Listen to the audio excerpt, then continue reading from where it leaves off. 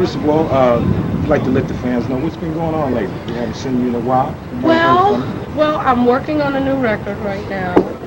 So just going through the recording process, finding the right producers, making sure the sound is tight as possible, and that's pretty much what I've been working on musically.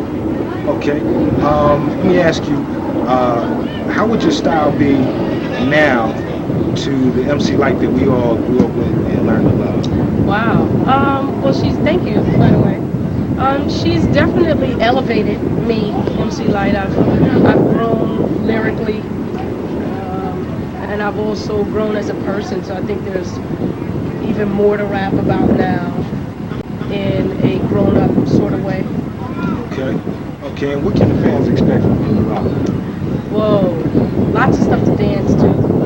Also some street joints that you can just bop your head to. But definitely the common denominator is me as the lyricist, trying to give you the fattest lyrics. Okay. Like, can you let the fans know, like, when your career started and who were some of the rappers or MCs that inspired? Well, my career started professionally when I was 16, and boy, I listened to everybody from Rakim to Salt and Pepper to Shy Rock from the Funky 4 plus one more. You name it, Run DMC, Slick Rick. I think Def Jam had a big part on influencing the young hip hop artists at that time. Let me ask you, how hard was it for a female coming up in a predominantly male-orientated arena? It was very hard.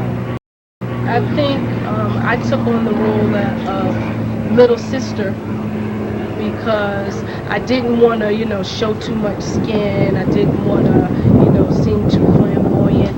I wanted to go real underground with it so that people would understand what I was saying. More so pay attention to the lyrics and the content of my records as opposed to the way that I looked. And during that time, for a female to be taken seriously, you had to act serious. Okay. Yeah. Okay. Like, you used to have a jam, I crammed to understand you. Mm-hmm. I wanted to ask you a question about Sam. Was that a real person in your life, or was that a fictitious character? No, very fictitious. The whole circumstance was fictitious. Did you come up with that concept? Mm-hmm. Okay. Yeah, and I wrote that many, many years ago. Like I did, that came out in '86. It was actually written in '84. Yeah. Okay. Cram to understand you. Y'all probably remember joints like, Gotta Get a Rough Neck, Cha Cha Cha, Yeah. Lyte the MC. Yeah. You know what I'm saying? When you first started rapping, did you have any idea that hip hop was going to become as large as it is right now? I had artists going 3 and 4 times platinum. absolutely no idea.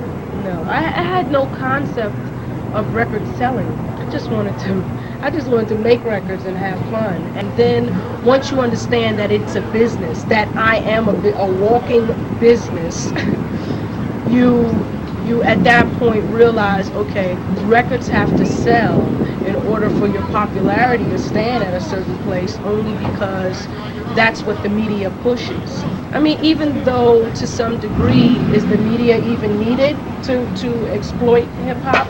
Because we were surviving without a vibe, That's without a one beat world.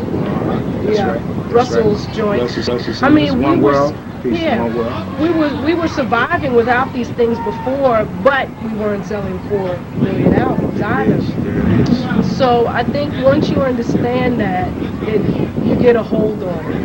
Do you want to do these types of records to sell, or do you want to stay true to yourself completely, or do you want to mix and match? Okay, well, this sounds good to me, and I don't consider it selling out if it feels good to you. So it's a tricky situation.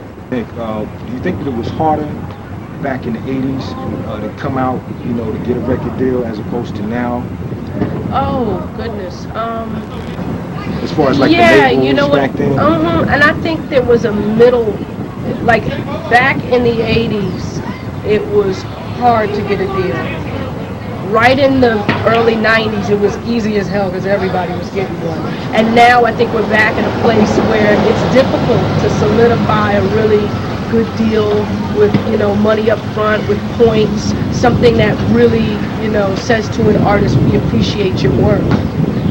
That's right. That's right. I'd like to ask you, what do you feel about the internet and how huge has this become and hip hop online right now, reaching Well, the world? if it weren't for the internet, I wouldn't be sitting here That's with right. you right That's right. now. So Peace.